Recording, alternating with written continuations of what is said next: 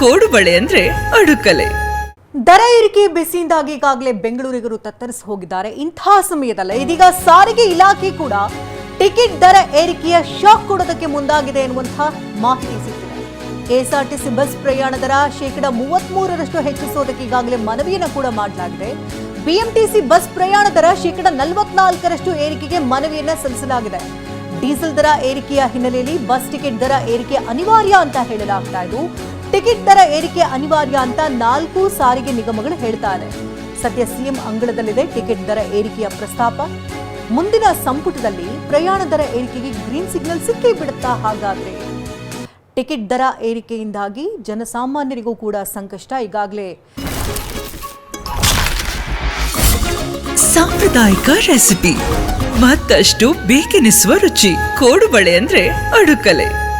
ಹೆಣ್ಮಕ್ಳಿಗೆ bus free ಇರೋದ್ರಿಂದಾಗಿ bus ತುಂಬೆಲ್ಲ ಅವರೇ ಇರ್ತಾರೆ, ಪುರುಷರು ಕೂಡ ಕೂತ್ಕೊಳ್ಳೋಕ್ಕೂ ಕೂಡ ಜಾಗ ಇರೋದಿಲ್ಲ, ನಾವೇ ಟಿಕೆಟ್ ಪಡಿತೀವಿ ಎನ್ನುವಂಥ ಪ್ರಶ್ನೆಗಳನ್ನು ಕೇಳ್ತಾ ಇದ್ರು. ಈಗ ಏಕಾಏಕಿಯಾಗಿ ಮತ್ತೀಗ ಕೆಎಸ್ಆರ್ಟಿಸಿ ಹಾಗೆ ಬಿಎಂಟಿಸಿಯಲ್ಲಿ ದೊಡ್ಡ ಮಟ್ಟದಲ್ಲಿ ದರ ಏರಿಕೆ ಮಾಡಿದ್ರೆ ಹೇಗೆ ಅಂತ ಜನಸಾಮಾನ್ಯರು ಪ್ರಶ್ನೆ ಮಾಡುತ್ತಿದ್ದಾರೆ. ಆದರೆ ದರ ಅನಿವಾರ್ಯ ಅಂತ 4 ನಿಗಮಗಳು ಹೇಳ್ತಾ ಇದೆ.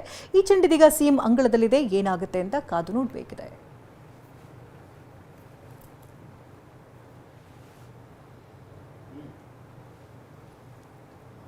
$44 ಅಲ್ಲ ಸ್ವಾಮಿ, ಈಗಲೇ ಹೈರಾಣ ಆಗಿದ್ದೀವಿ, ಸುಸ್ತಾಗಿಬಿಟ್ಟಿದ್ದೀವಿ, ನಮ್ಮಲ್ಲಿ ಏನೂ ಶಕ್ತಿ ಇಲ್ಲ.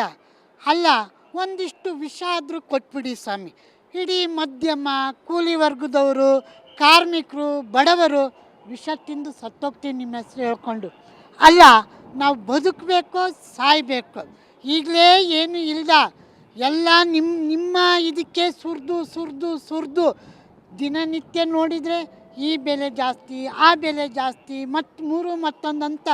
ಈಗ ಮತ್ತೆ ಇನ್ನೂ ಜನವರಿಲಿ ಹೋದ ವರ್ಷ ಜನವರಿಲಿ ನೀವು 15% ಏರಿಸಿದ್ರಿ, ಈಗ ಏಕ್ದಮ್ಮು 33-44.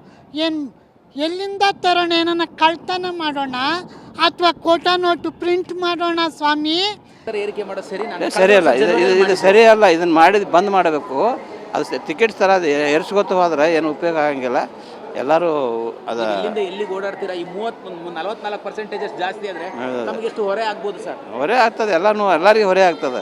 ಇದರಿಂದ ಹೋಟೆಲು ಉದ್ಯಮಿಗಳು ಎಲ್ಲನೂ ಹೆಚ್ಚಿಗೆ ಮಾಡ್ಕೊತ ಹೋಗ್ತಾರೆ. ಇದರಿಂದ ಏನು ಉಪಯೋಗ ಆಗಂಗಿಲ್ಲ. ಅದ್ರ ಬಗ್ಗೆ ಗಮನ ಹರಿಸಿ ನೋಡಿ. ಶಕ್ತಿ ಯೋಜನೆ ಕಾಂಗ್ರೆಸ್ ಪಕ್ಷದ ಮಹತ್ವಾಕಾಂಕ್ಷಿ ಯೋಜನೆ. ಇಡೀ ಪ್ರಪಂಚದಲ್ಲೇ ಯಾರೂ ಮಾಡಿದಂತಹ ಕೆಲಸವನ್ನು ಇವತ್ತು ನಮ್ಮ ಸರ್ಕಾರ ಮಾಡಿದೆ. ಅದನ್ನು ಮುಂದುವರಿಸ್ಕೊಂಡು ಹೋಗ್ಬೇಕು ಅನ್ನೋದೇ ನಮ್ಮ ಆಸೆ. ಅದ್ರ ಜೊತೆಯಲ್ಲಿ ನಮ್ಮದು ಸಂಸ್ಥೆಗಳು ಉಳಿಬೇಕಲ್ಲ. ಸಂಸ್ಥೆಗಳು ಉಳಿಬೇಕು ಅಂದರೆ ಸ್ವಲ್ಪನಾದರೂ ನಾವು ದುಡ್ಡು ಜಾಸ್ತಿ ಮಾಡಬೇಕು, ಶಕ್ತಿ ಯೋಜನೆಗೆ ದುಡ್ಡು ತಗೋಬೇಕು, ಉಳಿದಿದ್ದು ಸ್ವಲ್ಪ ರೇಟ್ ಸ್ವಲ್ಪ ಹೈಕ್ ಮಾಡಬೇಕು. ಇವೆಲ್ಲ ಸಾಧಕ ಬಾಧಕಗಳು ನೋಡಿ ಜನಗಳಿಗೆ ತೊಂದರೆ ಆಗೋದ ರೀತಿಯಲ್ಲಿ ಮಾಡುವಂಥ ಕೆಲಸ ನಾವು ಮಾಡ್ತಾಯಿದ್ದೀವಿ. ಕೊಟ್ಟಿದ್ದೀವಿ. ಇನ್ನೂ ಒಂದು 750-800 ಕೋಟಿ ಬ್ಯಾಲೆನ್ಸ್ ಇದೆ. ಅದನ್ನು ಫೈನಾನ್ಸಲ್ಲಿ ಕೇಳ್ತೀವಿ. ಫೈನಾನ್ಸರು ಯಾವಾಗ ಒಪ್ಪಿಗೆ ಕೊಡ್ತಾರೆ ಅದನ್ನು ಕೊಡಬೇಕು ಅಂತ ನನಗೂ ಇಷ್ಟ ಇದೆ. ನಮ್ಮ ಆಫೀಸರ್ಸು ಅದೇ ಹೇಳ್ತಾ ಇದ್ದಾರೆ, ಅದೇ ಪ್ರಯತ್ನದಲ್ಲಿ ಇದೆ. ನಾವು ದುಡ್ಡು ಕಟ್ಟಬೇಕಲ್ಲ, ಮತ್ತು ಡೈಲಿ ಡೀಸೆಲ್ ಪೆಟ್ರೋಲು ದುಡ್ಡು ಕೊಟ್ಟಿಲ್ಲ ಅಂದರೆ ಹೆಂಗೆ ಓಡಿಸ್ತದೆ? ಮತ್ತು ಡ್ರೈವರು ಕಂಡಕ್ಟರ್ಗಳಿಗೆ ಕೊಟ್ಟಿಲ್ಲ ಅಂದರೆ ಅವ್ರಿಗೆ ಸಂಬಳ ಹೆಂಗೆ? ಸುಮಾರು 1 ಲಕ್ಷ ಜನ ಇದ್ದಾರೆ ನಮ್ಮ ಹತ್ರ ಕೆಲಸದವ್ರು, ಪಾಪ ಅವ್ರಿಗೂ ನಾವು ಸಂಬಳ ಕೊಡಬೇಕು. ಇದನ್ನೆಲ್ಲ ಸರಿದೂಗಿಸ್ಕೊಂಡು ಜನಗಳಿಗೂ ಸಹ ತೊಂದರೆ ಆಗೋದ ರೀತಿಯಲ್ಲಿ ಸಾರಿಗೆ ನಿಗಮಗಳು ಉಳಿಬೇಕಲ್ಲ. ಅದನ್ನು ನೋಡಿ ನಾವು ಮುಂದಿನ ಹೆಜ್ಜೆಯನ್ನು ಇಡ್ತೀವಿ. ಈ ಬಗ್ಗೆ ಇನ್ನಷ್ಟು ಡೀಟೇಲ್ಸ್ ನೀಡ್ತಾರೆ ನಮ್ಮ ಪ್ರತಿನಿಧಿ ಕಿರಣ್ ಸೂರ್ಯ. ಈಗ ಲೈವ್ನಲ್ಲಿ ಜಾಯ್ನ್ ಆಗಿದ್ದಾರೆ. ಕಿರಣ್, ಮತ್ತೆ ಬೆಲೆ ಏರಿಕೆಯ ಬಿಸಿ, ಅದರಲ್ಲೂ ಕೂಡ ಬಸ್ ಪ್ರಯಾಣಿಕರಿಗೆ ಬಹಳಷ್ಟು ಏರಿಕೆಯಾಗುವಂಥ ಒಂದು ಬಿಸಿ ತಟ್ಟು ಎಲ್ಲ ಸೂಚನೆ ಈಗ ಸಚಿವರಿಂದಲೇ ಸಿಗ್ತಾ ಇದೆ. ಎಷ್ಟು ಏರಿಕೆ ಆಗ್ಬೋದು ಕೆಎಸ್ಆರ್ಟಿಸಿ ಆಗಲಿ ಅಥವಾ ಬಿಎಂಟಿಸಿ ಆಗಲಿ? ಹೌದು ಪ್ರತಿಮಾ, ಈಗಾಗಲೂ ಕೂಡ ಕಳೆದ ವರ್ಷ ಜನವರಿಯಲ್ಲಿ ಕೆಎಸ್ಆರ್ಟಿಸಿ ಬಿಎಂಟಿಸಿ ಸೇರಿದಂತೆ 4 ನಿಗಮದ ಬಸ್ಸುಗಳ ಟಿಕೆಟ್ ದರವನ್ನು 15% ಏರಿಕೆಯನ್ನು ಮಾಡಲಾಗಿತ್ತು. ಈಗ ಮತ್ತೆ ಜೂನ್ ತಿಂಗಳಿನಲ್ಲಿ ಏರಿಕೆ ಆಗುವಂತಹ ಎಲ್ಲ ಸಾಧ್ಯತೆಗಳು ಕೂಡ ಕಂಡು ಬರ್ತಾ ಇರುವಂಥದ್ದು. ಈ ವಿಚಾರಕ್ಕೆ ಸಂಬಂಧಪಟ್ಟಂತೆ ಈಗಾಗಲೇ ಕೂಡ TV9 ಜೊತೆಯಲ್ಲಿ ಮಾತಾಡಿದಂತಹ ಸಾರಿಗೆ ಸಚಿವ ಭೈರತಿ ಸುರೇಶ್ ಅವರು ಈಗಾಗಲೇ ಕಳೆದ 6 ತಿಂಗಳಿನಲ್ಲಿ 4 ಬಾರಿ ಡೀಸೆಲ್ ದರ ಏರಿಕೆಯಾಗಿದೆ. ಆದರೆ ನಾವು ಇಲ್ಲಿವರೆಗೂ ಕೂಡ ಟಿಕೆಟ್ ದರವನ್ನು ಏರಿಕೆ ಮಾಡಿಲ್ಲ.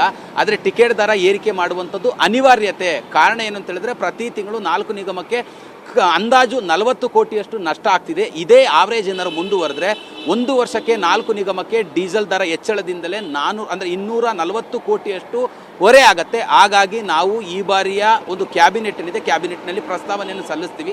ಈ ಬಾರಿ ಕ್ಯಾಬಿನೆಟ್ ಅಥವಾ ಮುಂದಿನ ಬಾರಿ ಕ್ಯಾಬಿನೆಟ್ನಲ್ಲಿ ಇದಕ್ಕೆ ಒಂದು ಗ್ರೀನ್ ಸಿಗ್ನಲ್ ಸಿಗುವ ಸಾಧ್ಯತೆ ಇದೆ ಅನ್ನುವಂಥ ಒಂದು ಮಾತುಗಳನ್ನು ಈಗಾಗಲೇ ಕೂಡ ಭೈರತಿ ಸುರೇಶ್ ಅವರು ಹೇಳ್ತಾ ಇರುವಂಥದ್ದು. ಕಾರಣ ಈಗಾಗಲೇ ಕೂಡ ಸರ್ಕಾರಕ್ಕೂ ಹೊರೆ ಆಗಬಾರದು, ಪ್ರಯಾಣಿಕರಿಗೂ ಹೊರೆ ಆಗದಂಥ ರೀತಿಯಲ್ಲಿ ದರವನ್ನು ಏರಿಕೆ ಮಾಡ್ತೀವಿ ಅನ್ನೋಂಥ ಮಾತುಗಳನ್ನು ಭೈರತಿ ಸುರೇಶ್ ಅವರು ಹೇಳ್ತಿದ್ರು ಕೂಡ ಈಗಾಗಲೇ BMTC 44%, KSRTC 33%, ಬೇರೆ ಉಳಿದ 2 ನಿಗಮಗಳು ಕೂಡ ತಲಾ 30% ಟಿಕೆಟ್ ದರ ಏರಿಕೆಗೆ ಈಗಾಗಲೇ ಕೂಡ ಒಂದು ಮನವಿಯನ್ನು CM ಹತ್ರ ಮಾಡಿರುವಂಥದ್ದು. ಆ ನಿಟ್ಟಿನಲ್ಲಿ ಈಗಾಗಲೇ ಕೂಡ ಭೈರತಿ ಸುರೇಶ್ ಅವರು ಈ ಬಾರಿಯ ಕ್ಯಾಬಿನೆಟ್ನಲ್ಲಿ ಪ್ರಸ್ತಾವನೆಯನ್ನು ಸಲ್ಲಿಸ್ತೀವಿ ಅನ್ನೋಂಥ ಮಾತುಗಳನ್ನು ಹೇಳ್ತಾ ಇರುವಂಥ. ಅಂದರೆ ಈಗಾಗಲೇ ಬಿಡಿ ಭಾಗಗಳಾಗಿರ್ಬೋದು, ಬಸ್ಸುಗಳ ದರ ಆಗಿರ್ಬೋದು, ಟೈರ್ಗಳ ದರ ಕೂಡ ಈಗಾಗಲೇ ವಿಪರೀತವಾಗಿ ಏರಿಕೆ ಆಗಿರುವಂಥದ್ದು.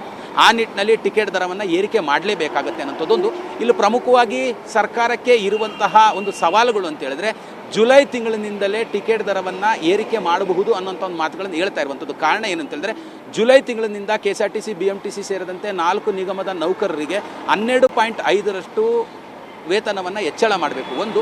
ಎರಡನೇದು, ಸಾರಿಗೆ ನೌಕರರಿಗೆ ನೀಡಬೇಕಾಗಿದ್ದಂತಹ ವೇತನ ಹಿಂಬಾಕಿ 1271 ಕೋಟಿಯಲ್ಲಿ ಕೇವಲ 450 ಕೋಟಿಯಷ್ಟು ಮಾತ್ರ ಈಗಾಗಲೇ ಬಿಡುಗಡೆನ ಮಾಡಲಾಗಿರುವಂಥದ್ದು. ಉಳಿದ 821 ಕೋಟಿಯಷ್ಟು ವೇತನ ಹಿಂಬಾಕಿಯನ್ನು ನೀಡಬೇಕಾಗಿರುವಂಥದ್ದು ಒಂದು.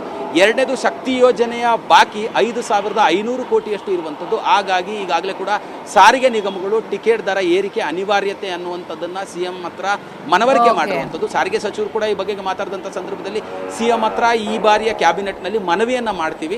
ಇನ್ನೊಂದು 2 ಕ್ಯಾಬಿನೆಟ್ನಲ್ಲಿ ಇದಕ್ಕೆ ಗ್ರೀನ್ ಸಿಗ್ನಲ್ ಸಿಗುವಂಥ ಎಲ್ಲ ಸಾಧ್ಯತೆಗಳು ಕೂಡ ಇರುವಂಥದ್ದು.